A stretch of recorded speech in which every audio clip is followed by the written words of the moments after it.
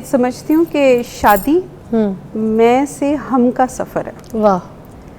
जब हम मैं से हम बनते हैं तो जो सबसे पहली चीज़ हमें ध्यान में रखनी है वो ये है कि we are not rivals, we are a team. वाह। तो हमसे कहीं गलती, जो आप जानती हैं हम एक मेंटल हेल्थ सेटअप में काम करते हैं, मैं भी इनके साथ ही काम करती हूँ। बिल्कुल। तो हमारे पास जो केसेस आते हैं उनमें जो एक बड़ी मेजर हम कॉमन चीज़ देखते हैं कि जब आप मुकाबला शुरू कर देते हैं, आप सोचते हैं कि इसका ये, इन्होंने इनके साथ ऐसे किया, अपनी वालदा से ऐसे किया, मेरी वालदा से ऐसे किया, इनका भाई के साथ इस तरह और मेरे भाई के साथ इस तरह, you know, and in many ways मेरी दफ़ा इन्होंने यूँ किया, अपनी दफ़ा इन्होंने यूँ किया। तो जैसे ही आप वो उस राइवलरी के कॉन्सेप्ट में चले जाते हैं तो आप टीम से, हम से मैं हो जाते हैं। तो मैं ये समझती हूँ कि जहाँ जहाँ मैंने लोगों को कामयाब देखा वहाँ मैंने देखा कि वो हम थे, वो मैं नहीं था, वो मैं नहीं थी।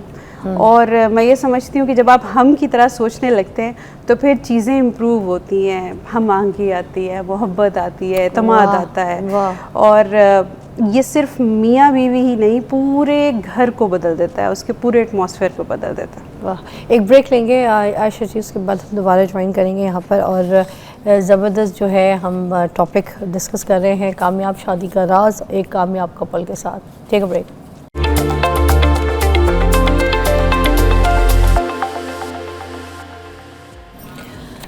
ओह माय गॉड, हम अभी ब्रेक पे भी बात कर रहे थे नाज़रीन। सीरियसली आपको मैं बताऊं, आप किसी ज्ञान वाले लोगों के साथ बैठे हैं तो कोई शक नहीं उसमें आपको ज्ञान ही मिलता है, आपको समझदारी मिलती है, बात मिलती है।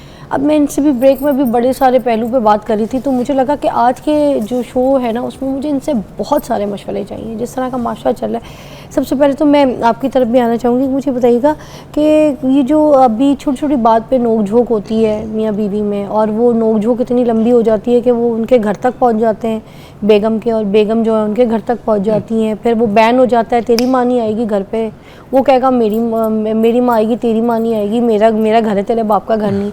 छोटी छोटी बात यहाँ तक जो स्टेज पे आ जाती है, वो किस तरीके से पहुँच जाती है इतनी सी बात पे। अच्छा, आप ये देखिए फ़िज़ा, आपने भी ज़िंदगी गुजारी है, हमने भी ज़िंदगी गुजारी। पहले तो शादी का मकसद समझ लें कि शादी बुनियादी तौर पे है क्या। शादी, मैं समझता हूँ शादी में बहुत सारे पहलू हैं, लेकिन जो सबसे इम्पोर्टेंट पहलू है वो एक दूसरे के लिए आसानियाँ पैदा करने के लिए पहलू, मुश्किलें पैदा करने के। आपको इंडिया पाकिस्तान की थोड़ी जंग लड़ रहे हैं, और बदकिस्मती से होता भी यही है कि वो इंडिया पाकिस्तान की जंग हो जाती है। अच्छा, शादी से पहले आप ज़रा देखें सिनेरियो, चाहे वो मोहब्बत की शादी हो, चाहे वो अरेंज मैरिज हो, दोनों सूरतों में हम शादी करते किससे? चाहे वो गरीब है, अमीर है, मीडियोकर है, पढ़ा लिखा है या नहीं पढ़ा लिखा, शादी करते हम उससे हैं कि जो दुनिया में सबसे खूबसूरत लड़की, सबसे बेहतरीन अपने हिसाब से शानदार लड़की से शादी करते हैं। यही मेरे लड़के के लिए है, शादी हम उसी से करते हैं कि जो हमारे हिसाब से हमारा जो दामाद है या हमारा शौहर है या हमारा, वो सबसे अच्छा होना चाहिए, उसी से करते हैं ना। कुछ जानते बूझते तो उससे करते नहीं है कि जिसमें कोई कमज़ोरी है, जो बीमार है, जो कोई माशरे में उसका कोई हैसियत नहीं, हम करते अपने हिसाब से उसी से। बिल्कुल। यार ये होता क्या है, थोड़ी देर के बाद जैसे कुछ दिन गुजरते हैं और आपके अंदर वो सारे नुक्स निकल आते हैं जो दुनिया में कहीं और नहीं होते। सबसे बुरा वही लगने लगता है, सबसे बुरा भी वही लगने लगता है या लगने लगती है। उसके चलने फिरने पे मुसीबत हो जाती है, उसके काम करने पे, उसकी नौकरी पे, बंदे की नौकरी पे। ये होता क्यों है? उसकी वजह, जो सबसे बड़ी वजह मुझे समझ में आती है कि हम एक दूसरे के लिए आसानियाँ नहीं पैदा करते, बल्कि हम एक दूसरे के साथ राइवलरी में चले जाते हैं, मुकाबले में चले जाते हैं कि तुम्हारी माँ, जैसे अभी आपने कहा कि तुम्हारा बाप। जब हम इस रिश्ते को मैं से हम में लेके जाते हैं ना, तो बड़ी खूबसूरती से ये रिश्ता चल सकता है। जब हम अपने ऊपर तसव्वुर करते हैं कि भाई अगर इससे गलती हुई तो मुझसे भी हो सकती थी, जब हम इसको जब हम अपने आप को चाहते हैं कि इसको माफ़ी मिल जाए, हमें माफ़ी मिल जाए, तो हम उसको भी माफ़ कर देते हैं। तो ये कुछ बिहेवियर्स हैं कि जो रिश्तों को आगे चलाते हैं। अदरवाइज़ आपने और मैंने दोनों ने ये देखा है। अच्छा, एक ब्रेकिंग न्यूज़ है इमरान साहब, तो इधर से कंटिन्यू करेंगे इस रिश्ते को, और हम आपकी जो बातें हैं ना उसमें मशवरों पे ही आज का शो चलाएंगे। देखिएगा ज़रूर, इमरान साहब हमारे साथ मौजूद हैं, उनकी मिसेस भी। Take a break.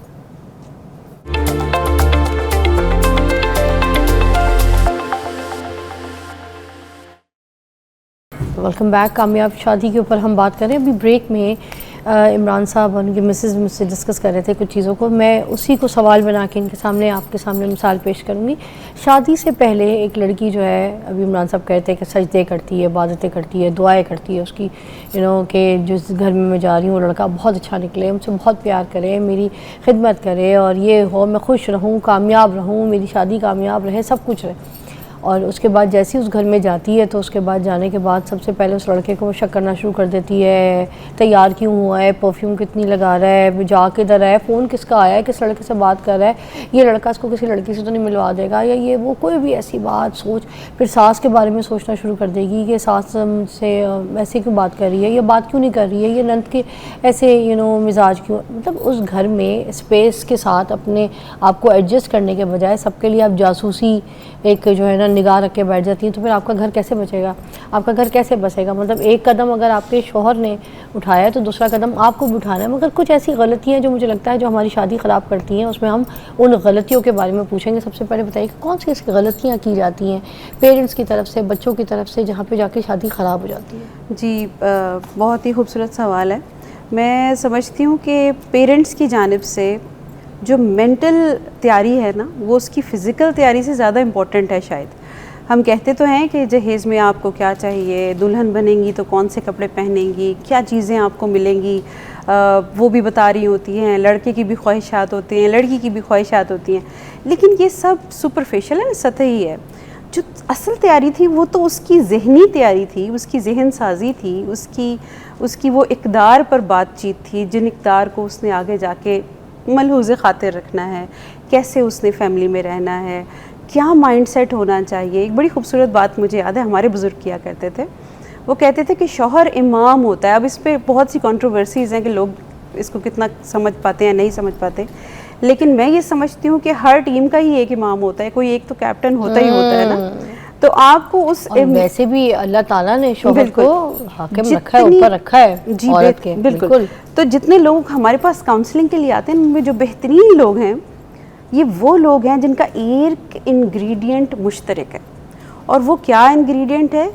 वो ये इंग्रेडिएंट है कि वो जब उसकी शादी हुई तो उसने ये सोचा कि मैं जिस जगह शादी होकर जा रही हूँ ना, मैं उस घर को बेहतरीन घर बनाऊंगी। वाह। मैं उस हस्बैंड को अपने बेहतरीन कामयाबी की सीढ़ी तक पहुँचाऊंगी। वाह। मैं उसे हेल्प करूंगी to become the best man of the world. Great. Now this mindset as compare to anybody जो कि सिर्फ अपनी ख्वाहिशात हैं, उसके कुछ चंद जहन में कुछ जगमग जगमग सितारे हैं, वो वहाँ चला जाता है एंड जस्ट ड्रॉप इन। और तो मैं ये समझती हूँ कि आज की लड़की तो ये कहती है ना कि मुझे कामयाब मर्द मिले, बना बनाया कामयाब मर्द मिले, मैं उसे नहीं बनाऊँ, गाड़ी बंगला पैसा दौलत सब कुछ उसके पास हो, मैं ब्याह के जाऊँ और मैं अय्याशी करूँ। जो आपने बात की ना साथ मिलके ग्रो करने वाली, आज की लड़की में ये वाली बात नहीं है। आज की लड़की को जो आप बात कर रही है ना कि उसकी ग्रूमिंग, उसकी चीज़ें उसको सिखाना चाहिए, घर पे जब शादी हो रही है तो उसको बिठा के बताना चाहिए। आज के तो दौर में हमारे जो पेरेंट्स हैं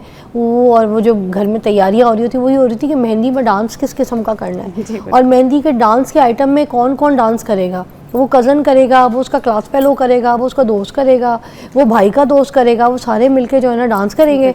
और उस मेहंदी के आइटम के डांस को जो है ना वो एक ड्राइवर भाई भी आपके घर का देखेगा, आपके घर का मुलाजिम भी देखेगा, ठीक है, आपकी पूरी दुनिया देखेगी, गैर लोग भी देखेंगे, नेबर्स भी देखेंगे, और अब्बा के दोस्त भी देखेंगे, जो आएंगे बाराती वो सारे देखेंगे, वो जो वेटर होंगे वो भी डांस देखेंगे। आजकल तो mehndi is only the dance, the shaadi is the dance functions, the kapda functions and that's it. जो मोरल, जो सिखाने वाली बात, जो टीचिंग वाली बात कह रहे हैं, वो तो अब कोई सिखाता ही नहीं। कोई बाप कभी सुना है किसी घर में बैठ के बेटी को बता रहा हो कि बेटी तुम इस घर में जाने लगी हो? ये मैं समझता हूँ कि आज जो इस माशरे में डिटोरेशन, जो बड़ी खूबसूरत आपने मिसाल दी जो लोगों को आसानी से समझ में आ जाएगी क्योंकि उस कल्चर को पास से देखते हैं।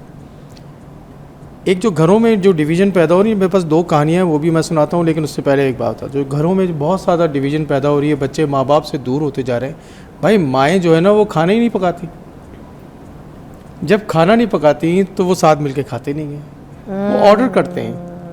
जब ऑर्डर करते हैं तो खाने में जो माँ की जो मोहब्बत थी, वो माँ का जो एसेंस था, वो इक़दार की जो ट्रांसफ़र थी, वो जो खाना पकाते हुए वो जो दुरूद शरीफ का पढ़ना और वो उसमें उसका अपनी मोहब्बत का एहसास और कि भाई मेरे बच्चे को या मेरे शौहर को या मेरे ससुराल वालों को ये इस तरह पसंद है, वो जो ख़ास चीज़ें उसमें इंग्रेडिएंट डाली जाती थी वो अब वो किसी बर्गर शॉप के बंदे को या किसी शौरमा वाले बंदे को उसको क्या चीज़ ट्रांसफ़र कर रहा है तो आपके अंदर। क्या बात, पहले तो ये एक बहुत बड़ी डिवीज़न पैदा हो गई है। तो मेरी रिक्वेस्ट है घर को बचाने के लिए माँ को खाना बनाना चाहिए। क्या बात है। वो माएँ जो बच्चों को स्कूल छोड़ने के बाद सो जाती हैं उनसे कहें कि ज़रा उठें, क्या बात और है। उठ